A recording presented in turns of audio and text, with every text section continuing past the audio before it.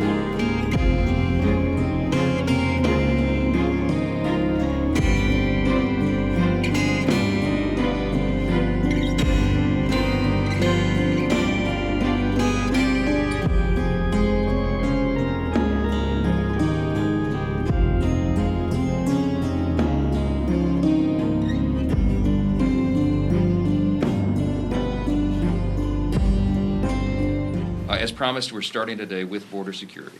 If you polled the populace and the voters, they would tell you that that was the top of the list. And we have a lot to do there to fix it. It's an absolute disaster because of what has happened over the last 4 years.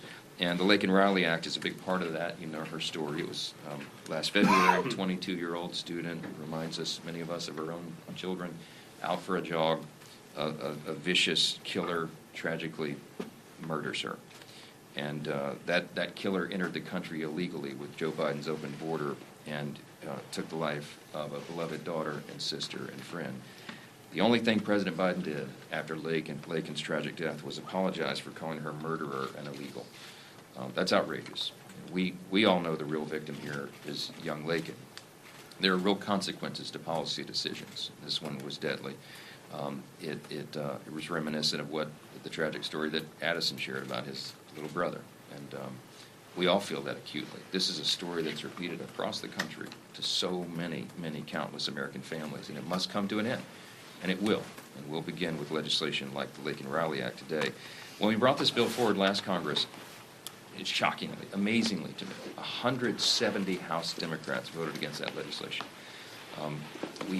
We're going to detain and deport illegal aliens who commit burglary, theft, larceny, shoplifting, and certainly vicious and violent crimes, and I can't believe anybody would be opposed to that.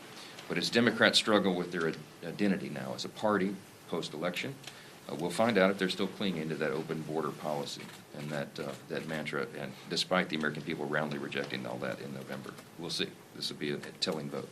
Also this week, the House will vote to impose sanctions on ICC officials and put the ICC prosecutor Karim Khan back in his place. He does not have jurisdiction over Israel or the United States, and it is outrageous that they're issuing arrest warrants for Prime Minister Netanyahu and Israel's Defense Minister Gallant.